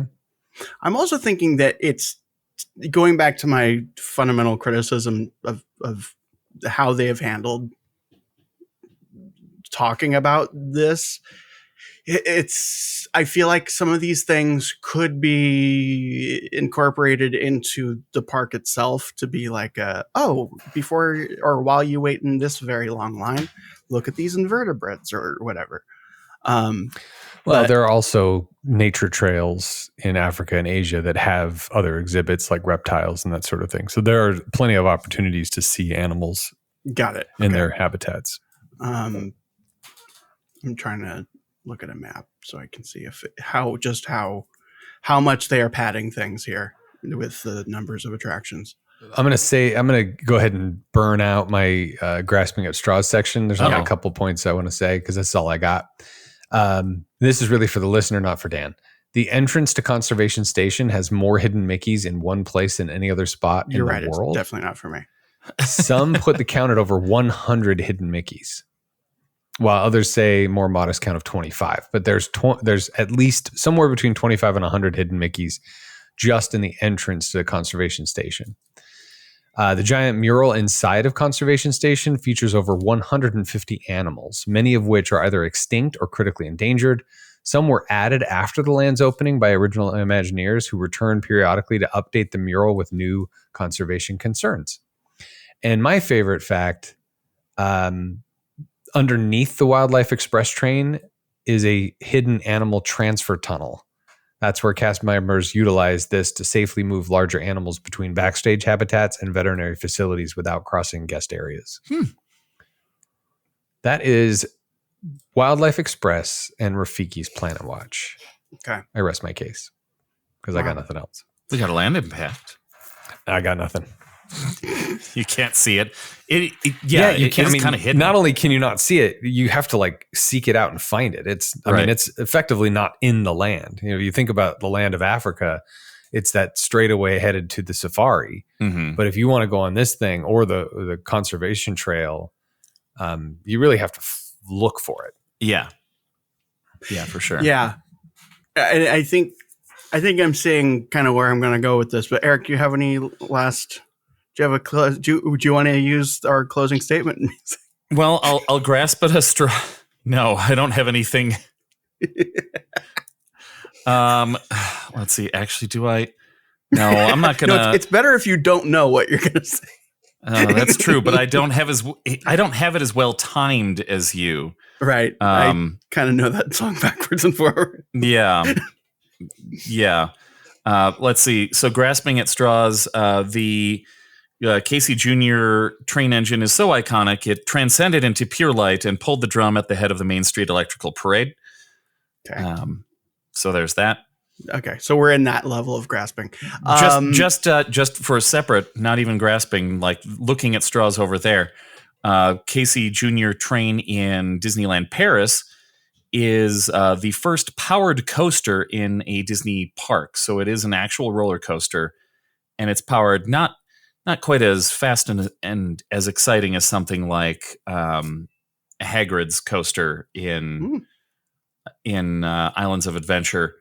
But basically they took the engine concept and they made it into an actual coaster. So it's a little more exciting, but it's basically a kiddie coaster. So it's almost like this concept has more wheels on it than we might think. Oh, Land Impact. It's its own damn land. I would push against that, but I get what you're saying. But yeah, Storybook Land it's a large portion of Fantasyland, and these two attractions really do meld together. Yeah, you don't come out of at the end of it through a whale, but it is this large set piece that brings you further in past some of the other attractions. It gives you more than Fantasyland at Disneyland is such a weird, complex place where you've got your little Alice area, you've got your Dumbo and Storybook area, you've got your kind of other classic movies area, Small World. It's all over the place, and it kind of does fall into these additional categories is what I'm saying. And I think it also, Casey Jr. kind of, I don't want to say it keeps this from happening, but it has a reason for this to not happen. It keeps Storybook Land from not being just this weird sprawling thing. Because it provides an external structure, especially on that outer rim by the teacups. Yeah, that big, the walls and everything do help kind of delineate what's going on. And they do hide the train yard back there, as we saw. Mm-hmm. I might have argued, if we'd thought this through a little bit differently, that this should have been Wildlife Express and Rafiki's and Casey Jr. and Storybook Land, because you don't have one without the other. I don't know that that's necessary.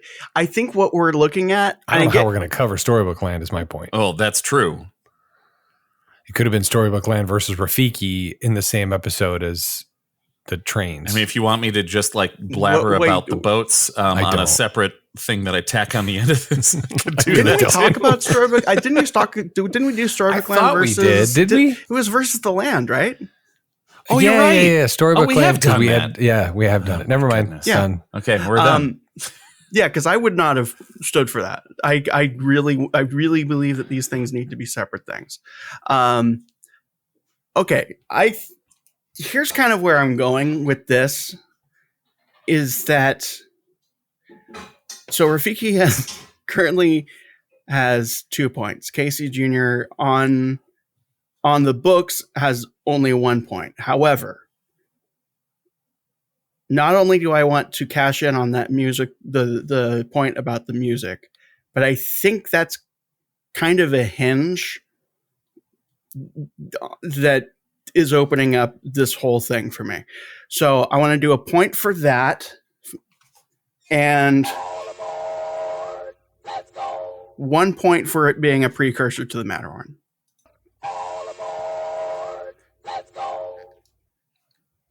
So solving a problem people didn't know would exist later. Yeah, I think what I'm getting at, and this is that hinge thing, Casey Jr.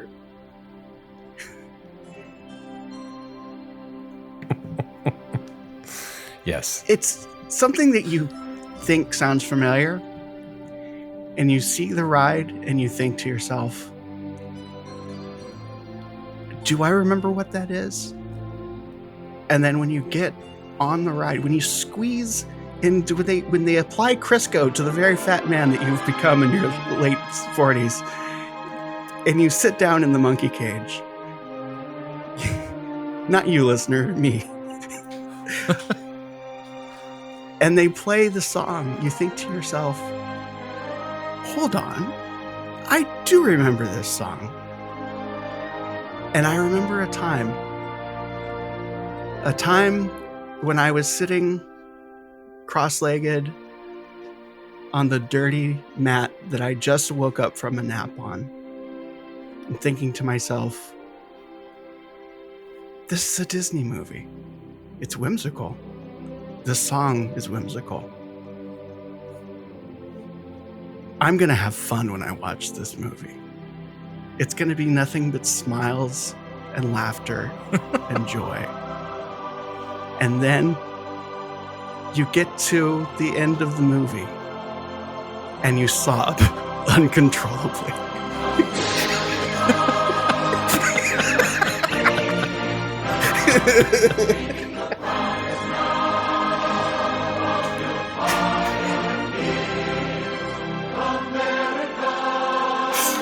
Okay. No, but really, it is taking, and it's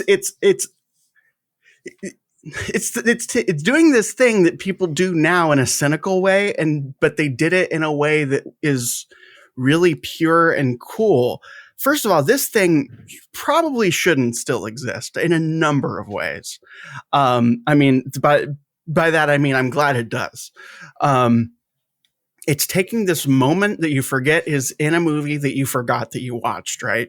And it's taking not only this moment, but the music from it. And then it kind of, and I don't know how intentional this is, and I don't know how much of this is a bias on my part as somebody who appreciates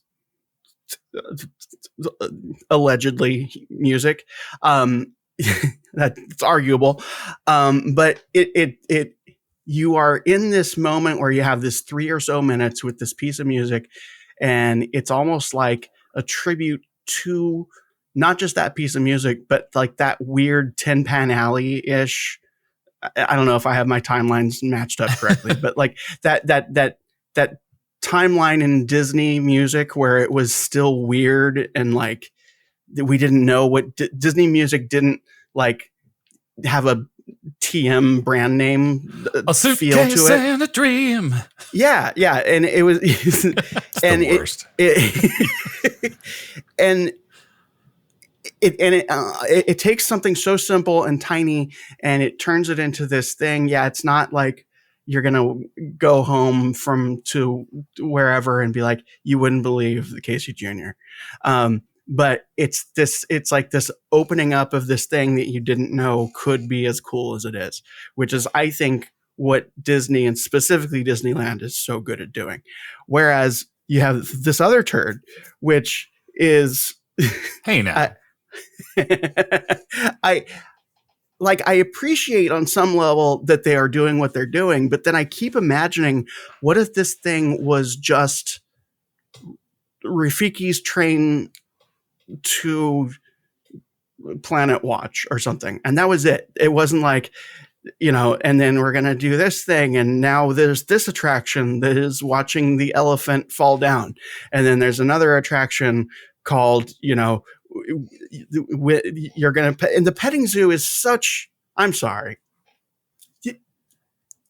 it's just normal standard petting zoo. Kids animals love a petting zoo. Don't they you love watching a petting your kid zoo, get like but if I'm at a zoo, okay, if I'm at a zoo and I go to a petting zoo, I want to at least pet a flamingo. At the very least, I want something interesting, not a damn chicken and a donkey and a goat and like that. That's all. That's just. It's like they may as well have a dog and a cat at that point. Well, what's interesting about it is, or maybe ironic, is that Disney for so many years has tried to convince people this is not a zoo. And then they have a petting zoo. And then there's walkthrough where you get to see, it's not called petting zoo. Oh, okay. It's affection. Sorry, I missed that portion. That's the other thing. That's the other piece about this is it is taking this thing that could be incredibly innocuous, and it could even be kind of this surprising thing where it's like, I don't know, it's Rafiki's train to somewhere. What, Dan? Yeah. I think I've solved it. Yeah. If all of these things existed while on the train, so for example, it's a slow train. It's a 2.4 mile round trip. Right. And you slowly pass by the exhibits with the invertebrates, and somebody narrates, this is what these things are. So you're seeing those things. And you stick your hand out while you pass the goats. That's right. It slowly passes by the hospital where maybe it'll even stop if there's an animal. You can pet a veterinarian. Yeah. There's, and you can drive by the place where they're making the food, and they can talk about it. So it's more of an attraction educational thing where you don't have to stop and get out and walk another quarter of a mile to get to the thing. That's the thing, though. A little bit. I get what you're saying. I think that even more so, though, I would actually think that this thing is going to be what it is, but I think that the biggest issue that it presents for itself is that it promises. It's that thing that Disney World does so much, where it over promises and way under delivers, especially if you don't know what you're getting into. I'm thinking about like someone who was like, oh, Disney World, I guess let's see everything, and then like you do this, and it's just like, oh, I can't wait to go to affect. It's a petting zoo. We have that, like. But if it was a different thing where it was just like, here's Rafiki's train that he allows us to drive or whatever. Here's this Rafiki train. I understand you're going to need to have the brand. That's fine. But then you go to, and it's just like, it's a train where it's like, oh, here's the backstage. And it's really just that. And then you get to this place. Okay, so it's the backstage train. It's the, behind the scenes sort of thing. That's how you market it. And then you get to this place called Rafiki's Planet Watch, presented by Dole Pineapple or Huggies. Presented by ExxonMobil. But it's presented by ExxonMobil. Exactly. But then it pulls up to this place, and it's like, hey, here's this spot. It's a long train trip back. This is a long trip. If you want to stop, use the bathroom. There are some other things you can see, but they totally undersell it. And then you get to the place, and you're like, oh my God, there's this thing. Here's this animal bleeding with a gashing wound in front of me. And then there's, oh, look, there's goats. Look at the goats. And they call it a petting zoo because that's what it is. You know what? You don't even label it. It's just like, here's some other stuff that happens. Here are our helpers. That's it. Those are the animal helpers or something. Mickey and Friends. And then that way it's more of a like, oh my God, they have this thing. I didn't know it was here. Isn't this cool? And then whenever you're ready, get back on the train, or you stay on the train. You're like, I'm good. But the way it is now, it's in a place where there's a huge risk of it being this thing that is perceived as being more than it is. And then people get there and like, why did I even get on the train? Well, I think everything you said is actually true for a lot of people. It's like, oh my God, and they have this and they have that. Right. They're not looking at the thing before they get on the train necessarily. Exactly. I think that everything you said is what it is for a lot of people. And I will say that it's very accessible in that there's 250 people per car and there's 3 trains. A lot of people can see it. Probably more people can go on it than do Casey Jr. There are things that you could see. At minimum, this is a 20-minute experience. It's at minimum. But realistically, it's 30 to 40 minutes, which is saying something in that this is a 40-minute experience, but conversely, it's also a 40-minute experience that you really are you're kind of isolated a little bit. So I have to even say, if you just wanted to go ahead, finish. Even if you just wanted to take a train ride, it's a 20-minute round trip. Yeah. My first experience with this, I've had better experiences with kids with my nieces and such, where they're having fun and they're looking, oh wow, look, they're doing. Why would you take kids to Disney World? It's weird. Yeah, it's weird. It's weird. I must be some sort of horrible person. You dress up as one. That's the way to go. With the beanie and the lolly, like Dan. Yeah, it works my great. lolly. Nobody knows. But the first time we were there, it was on our honeymoon. And we're like, what's this train? And we get there and we're like, oh, it's a kids area. So the longest wait we had was waiting for another train to come back around so we could leave. Like, let's wander around a little bit. Yeah, it's not my first choice of things to do. It's a thing. It's an attraction in a park that doesn't have a lot of attractions. Right. That's really what it boils down to. And I because think you told me to research it. I think that's it. I think that it's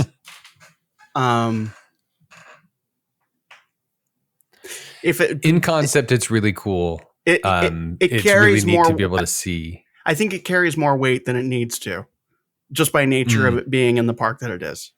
Maybe. Yeah, I don't think that's intentional. I actually would disagree that it carries any weight at all. Well, but no, what I'm saying is that by nature of just it being in the park that it's in, every small thing has the weight of the park is okay. The weight of any park is distributed across all of the attractions that's in it, right? Yeah. In theory. This one, if it didn't have to carry, if every attraction didn't have to carry so much weight, this would be a nice little like, oh, look, this is here too. When like instead, Casey Jr., which doesn't, because there's so many things to experience, having an extra Casey Jr. bonus, like, hey, there's this too. Yeah, and I think that's what both of these really thrive at being, and I think that Casey Jr. does that very success. And but at the same time, I can see how maybe I am biased here. Because I genuinely love Casey Jr. and I find the other thing really boring and depressing in ways that aren't interesting. But I think it's probably just not your thing. It's not meant for you. Like I said, I had so much fun there with the kids because they're like, oh, we can go pet a goat. Wow, look, there's an animal and they're doctors. Okay, so let's entertain something else. If Casey Jr. doesn't win, would our listeners ever forgive us? I don't know. It's an interesting question. Most of our listeners are Disneylanders. I don't know, based on what they heard me talk about, if they're like, oh my God, I can't believe that's not going to win. Look at all the stuff you can do.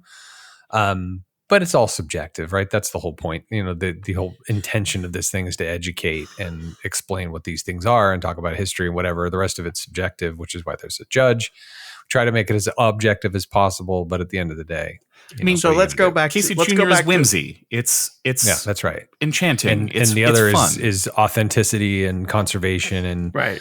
All things that I loathe.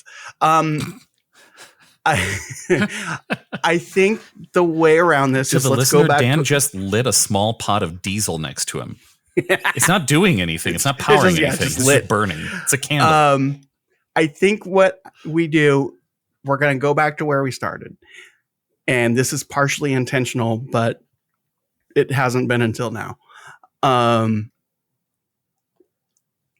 This needs to be, because of the format of the show, train versus train. Well, then Casey Jr. wins. And yes. And I think that's the call. Yeah. And I think that, listener, if you don't like that, please write into to Disney and tell them that they shouldn't have made all these things separate attractions. Well, and you don't want them to write to us. That's the point, is that as a train ride, it's boring as hell. Right. I mean, yeah, maybe. And it doesn't need to be, to be honest. But it's a lot of trees, especially on the way back. And there's some narration, and they talk about Walt Disney and his love for animals and conservation and blah, blah, blah. And I wonder how much of that is their almost fear that it's like, if we make this fun or interesting or whimsical at all, PETA's going to grab our balls and twist. Oh, man. Well, that's the Animal Kingdom story, isn't it? Yeah. Yeah, it really is. Yeah. I mean, I think under that framing, Casey Jr. is the better train experience. The supreme train. It's only official when I say it, that Casey Jr. is all the things that Jimmy just said.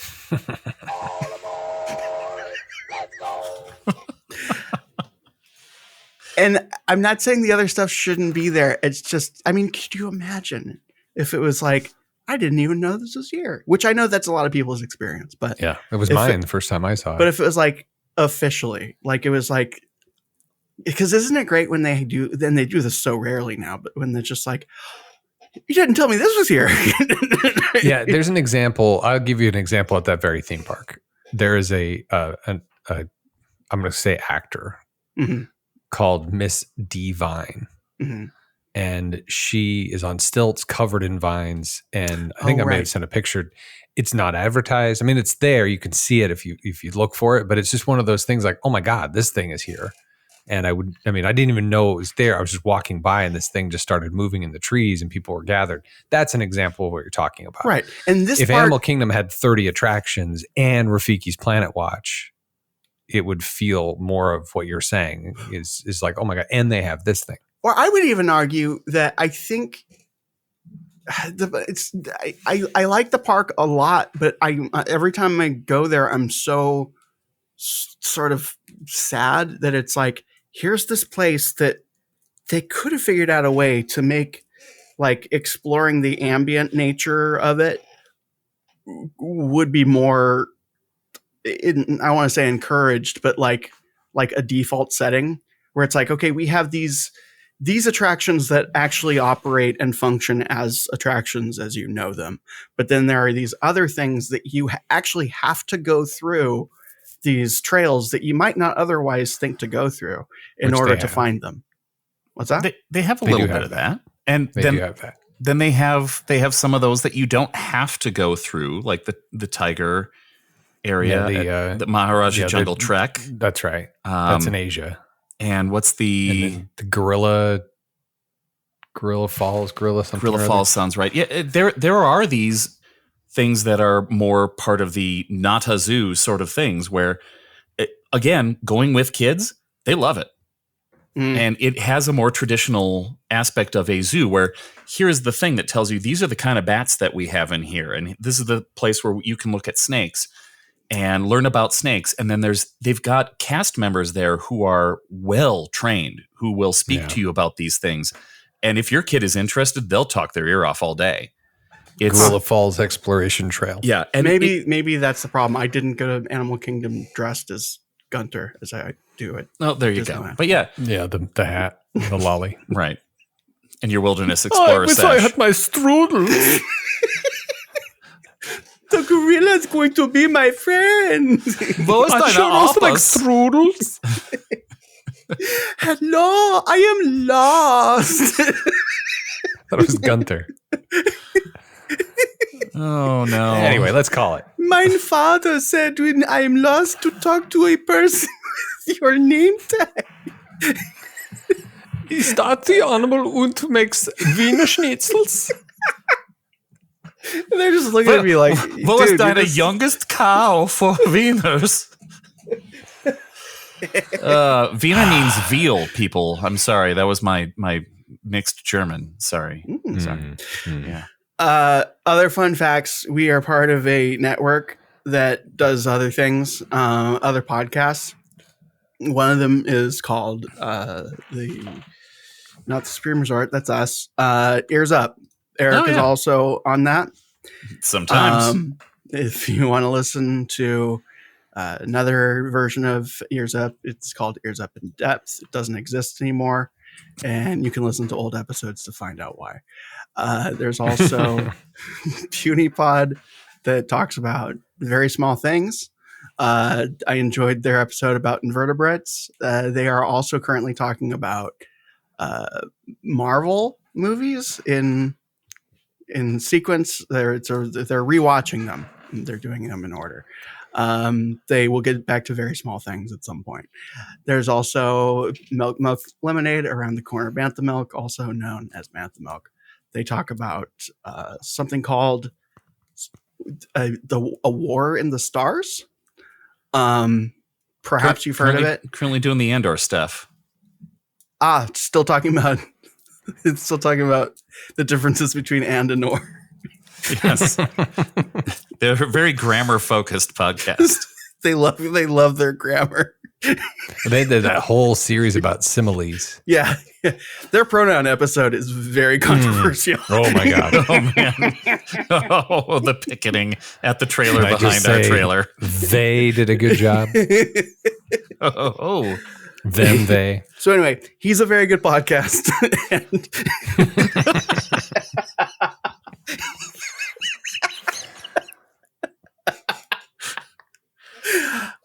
And also, if you want to listen to Eric and I talk about David Bowie and me explain things in a weird way, there's Bowie Explaining. And Scraping the Vault will come back for a grand finale soon. Scraping the Vault will return, like they say in Marvel. Not PewniePod. I already talked with them. What's Eric? Concierge. What's the other one? Oh, Disney, yeah, Concierge. Yeah. If you also would like to go to see attractions, some of which are surprisingly entertaining, others are not. I won't say which is which. You can go.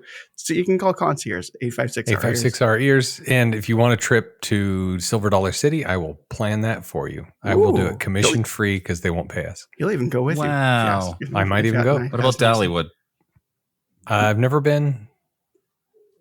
Yeah, Eric.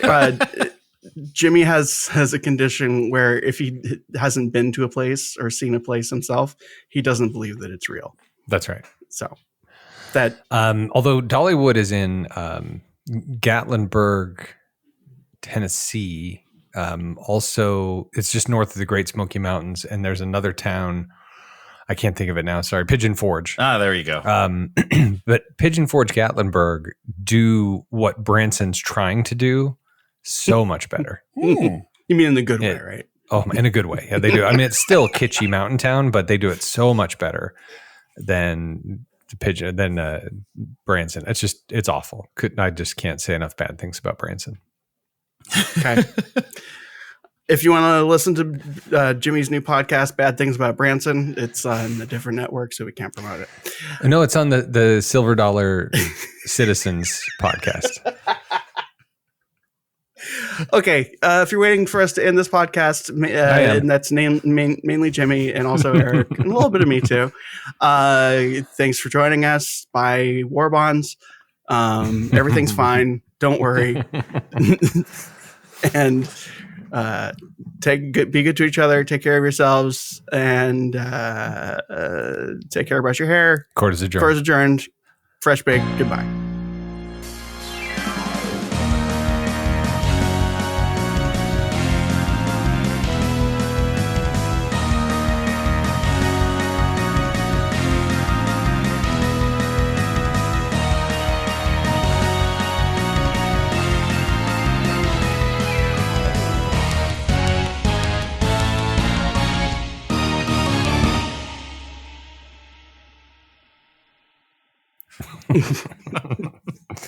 Dan's not stalling, so he doesn't have to look at life again.